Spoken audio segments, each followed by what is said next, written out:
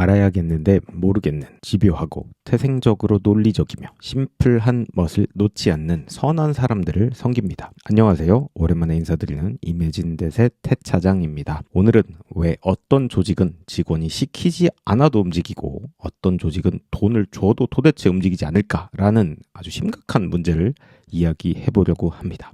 많은 회사가 브랜딩을 말합니다. 컨셉을 말하고 고객 경험을 말하고 차별화를 말합니다. 그런데 막상 현장에 가보면 다 거의 비슷하죠. 좋은 공간, 친절한 응대, 예쁜 로고, 그럴듯한 슬로건. 문제는 이것들이 고객의 기억에 그닥 오래 남지 않는다는 겁니다. 고객은 시설을 기억하는 것 같지만 사실 사람을 더 많이 기억하는 것 같습니다. 인테리어를 기억하는 것 같지만 사실 그 공간에서 자신이 어떤 감정, 이모션을 느꼈는지를 기억하는 거죠. 브랜드를 기억하는 것 같지만 사실 그 브랜드가 자기에게 어떤 의미를 줬는지를 기억합니다. 호시노 리조트의 이야기가 흥미로운 이유는 바로 여기 있죠.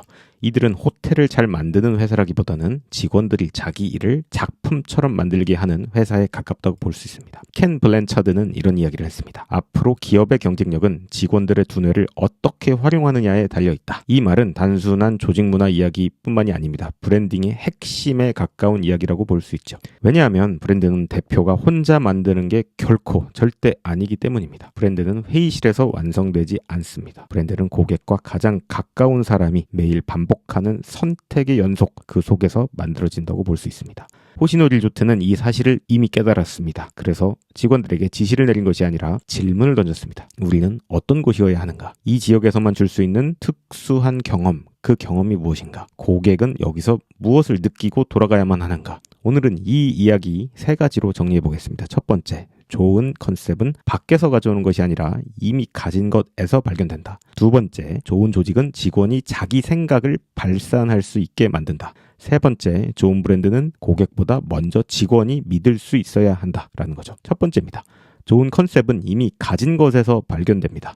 호시노 리조트가 운영을 맡은 리조나레 야스카타케는 원래 도산한 리조트였습니다. 한마디로 망했다는 거죠. 도쿄 근교의 와인 산지에서 자리한 곳이었지만 버블 경제가 무너지면서 빚을 완전 끌어안은 공간이 되었습니다. 대부분의 회사라면 이럴 때 시설을 고치고 광고 돌리고 가격 낮추고 했겠죠. 하지만 호시노 리조트는 좀 달랐습니다. 먼저 컨셉 커미티, 컨셉 위원회라는 걸 하나 만들었고요. 현장에서 일하는 직원들이 직접 이곳의 방향을 고민하게 한 겁니다. 그때 한 직원이 이렇게 말을 합니다. 가족여행을 왔는데 부모님들이 별로 행복해 보이지 않습니다. 이 말이 중요합니다. 왜냐하면 이 직원은 고객을 숫자로 보는 것이 아니라 그 씬, 한 장면으로 왔기 때문이죠. 어린아이를 둔 부모들이 몇 시간을 운전해 리조트에 도착합니다. 체크인을 하고 짐을 풀고 아이들을 챙기고 식당에 가서 아이가 밥을 흘리는지 않는지, 뛰어다니는지 않는지, 울지 않는지 계속 이렇게 신경을 쓴다는 거죠. 비싼 요리가 나와도 맛을 느낄 여유가 없다. 밤에는 아이를 겨우 재우고 자신도 지쳐서 골아떨어져 버린다는 거죠. 가족여행인데 부모에게는 휴식이 없었습니다. 여기서 직원들은 상식을 뒤엎는다는 거죠. 아이와 부모가 함께 있는 리조트가 아니라 아이와 부모가 잠시 떨어져 각자의 시간을 누릴 수 있는 리조트로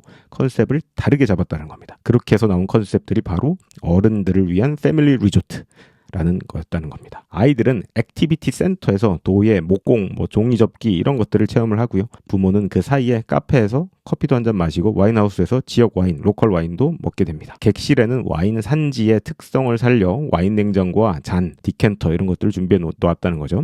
여기서 중요한 건 어떤 화려한 혁신, 막 날아다니고 막 스티브 잡스 이런 느낌이 아니라는 겁니다. 이미 그 지역에 있던 와인, 이미 있던 고객에게 피로, 이미 직원들이 보고 있던 그 장면, 한마디로 그것을 컨셉으로 엮었다. 이 지역에 있던 와인이랑 이미 고객에게 있던 피로감, 그리고 이미 직원들이 보고 있던 그 장면, 이 3박자를 컨셉으로 잡았다라는 거죠. 많은 브랜드가 사실 새로운 걸 찾는데요. 하지만 무작정 새로운 것은 오래가지 못합니다. 진짜 강력한 컨셉은 이미 존재하는 것의 의미를 다시 보는 데서 시작됩니다. 디자인 띵킹도 마찬가지죠. 창의적 문제 해결은 멋진 아이작이 떠올리는 발상의 어떤 능력이 아닙니다. 사람이 겪는 진짜 문제를 끝까지 관찰하고 그걸 유지하고 시도하는 어떤 태도라고 볼 수 있습니다. 부모가 행복하지 않아 보여요 라는 이 한 문장이 리조트를 전체를 다시 살렸습니다. 두 번째는요. 좋은 조직은 직원이 자기 생각을 발산할 수 있게 만든다. 이제 컨벌전트와 이제 다이벌전스가 일어난다는 거죠.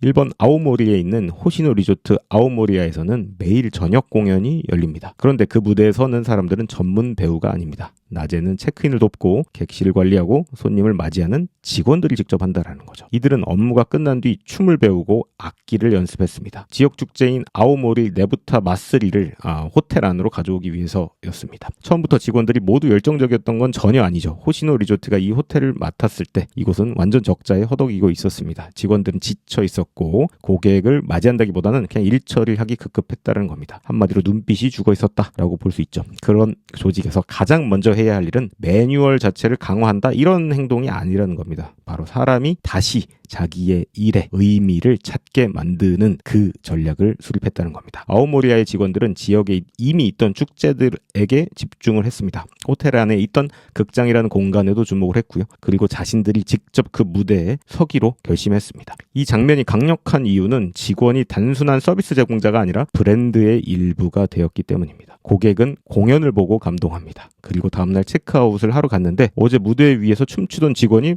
그 호텔 프론트에 있는 거예요. 그 순간 고객은 호텔을 다르게 기억합니다. 이 호텔들은 직원들이 살아서 정말 열심히 일하는 곳이구나. 우리를 챙기는구나. 이 사람들은 자기 일을 해치우는 그런 형태가 아니라 자기 방식으로 표현을 자유롭게 하는구나 라고요. 호시노 요시하루 사장은 이것을 발산, 다이벌전스라고 표현했습니다. 일하면서 생각한 것을 실현하려는 어떤 노력, 자기 안에 있는 것을 밖으로 꺼내는 일종의 어떤 과정이라는 거죠. 좋은 조직은 직원에게 일을 더 시키는 곳이 아니죠. 좋은 조직은 직원이 자기 일을 자기답게 만들 수 있는 무대를 주는 곳입니다. 여기서 어쩌면 리더십의 본질이 나온다고 볼 수 있습니다. 리더는 모든 답을 가진 사람이 절대 아니죠. 리더는 사람들이 자기 안의 답을 꺼낼 수 있게 조건을 형성하고 만들어주는 사람입니다. 호시노 요시하루는 사장실을 없애고 전용 자동차도 없애고 직함보다 이름으로 부르게 했다고 합니다. 왜 그랬을까요? 직원들이 자유롭게 말하게 하기 위해서입니다. 조직 안의 위계를 줄여야 생각이 올라오기 때문이죠. 수직적인 조직은 어쩔 수 없이 직원의 두뇌가 멈추게 됩니다. 시키는 일은 수동적으로 할 수 있지만 자기 생각으로 움직이긴 너무 어렵습니다. 브랜드가 살아 움직이려면 직원의 생각이 움직여야 합니다. 그리고 직원의 생각이 움직이려면 조직이 먼저 낮아지고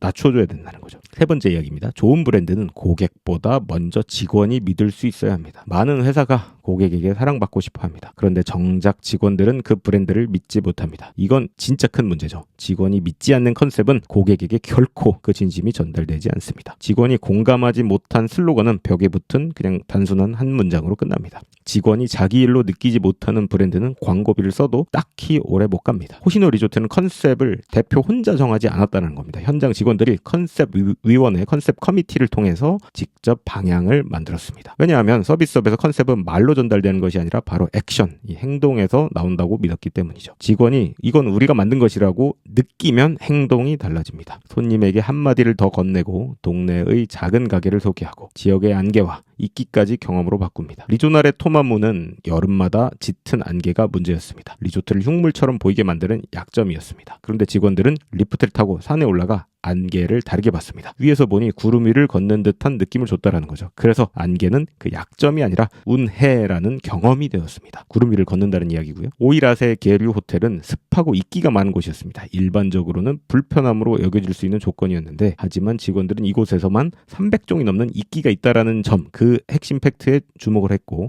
그리고 이끼 산책, 이끼 팥빙수 이런 같은 아주 이색적인 경험을 또 만들어냈습니다. 도쿄 오사카의 오모 호텔도 마찬가지죠. 특별한 관광지가 없는 동네였습니다. 오히려 사람들이 꺼리는 지역이었다고 하죠. 하지만 직원들은 2달 동안 100곳 넘는 가게를 다니면서 동네 이야기를, 스토리텔링 거리를 발굴을 했습니다. 그리고 숙박객을 위한 동네 투어까지도 만들어냈습니다. 여기서 핵심은 단 하나입니다. 브랜드는 없는 것을 꾸며내는 일이 아니라는 거죠. 있는 것의 의미를 발견하고 그것을 고객이 느낄 수 있는 경험, 익스피리언스로 바꾸는 일입니다. 저희가 말하는 창의적 문제 해결도 결국 이 방향 아닐까요? 문제를 없애는 게 아니라 문제 안에 숨어있는 그 가능성을 보고 약점을 감추는 게 아니라 약점의 의미를 재설계하고 사람을 단순히 통제하는 게 아니라 사람이 스스로 움직일 수 있는 구조를 만드는 것. 호시노 리조트가 우리에게 주는 교훈은 분명합니다. 브랜드를 만들고 싶으면 먼저 직원이 스스로 생각하게 해야 합니다. 컨셉을 만들고 싶으면 먼저 고객의 장면들을 하나하나 살펴봐야 합니다. 조직을 살리고 싶다면 먼저 사람이 자기 일을 발산할 수 있어야 합니다. 우리는 자주 착각합니다. 좋은 브랜드는 멋진 로고, 좋은 조직은 리더 한 명이 다 끌고 간다. 좋은 컨셉은 천재적인 기획자에서 나온다라고 착각하죠. 하죠. 물론 그것들도 중요는 한데요. 하지만 오래가는 브랜드, 일본에선 브랜드가 한 10년 정도 존속해야 브랜드라는 칭호를 단다고 하는데, 오래가는 브랜드는 현장에 있는 사람이 자기 일을 사랑할 수 있게 만들고요. 오래가는 조직은 직원이 고객의 문제를 자기 눈으로 바라볼 수 있게 만들어주고요. 오래가는 컨셉은 지역과 사람과 시간 속에 이미 있는 것을 다시 발견하게끔 합니다. 그래서 호시노 리조트의 이야기는 단순한 호텔 이야기, 호텔 경영의 이야기가 아닙니다. 일 자체의 주인이 되는 사람들의 이야기입니다. 한 직원의 따뜻한 차 한 잔이 누구에게는 10년 동안 다시 찾아가고 싶게 하는 기억으로 저장되고요. 한 직원의 문제의식이 쓰러진 망해가는 리조트를 다시 살리고요. 한 직원의 댄스, 춤 실력이 호텔의 컨셉이 되고요. 한 직원의 산책이 동네의 관광 상품이 돼버립니다. 결국 고객은 완벽한 시스템보다 살아있는 사람을 기억합니다. 지금 여러분들이 계신 조직과 개개인들의 이슈에 대해서 필요한 질문은 이것일지 모릅니다. 우리는 직원들이 발산하고 싶은 곳인가? 우리의 컨셉은 현장 사람들이 믿을 수 있는 것인가? 우리는 이미 가진 것의 의미를 충분히 발견했는가? 브랜딩은 더 멋져 보이기 위한 일이 결코 아닙니다. 더 분명해지기 위한 일입니다. 우리가 누구인지, 무엇을 해결하는지, 왜 이 일을 하는지, 그리고 고객에게 어떤 기억으로 남고 싶은지. 호시노 리조트는 그 질문에 직원들과 함께 답했습니다. 그래서 쓰러진 리조트도 다시 살아났습니다. 오늘의 결론이죠. 컨셉은 책상에서 만들어지지 않고요. 컨셉은 고객의 불편을 오래 바라보는 사람에게서 나옵니다.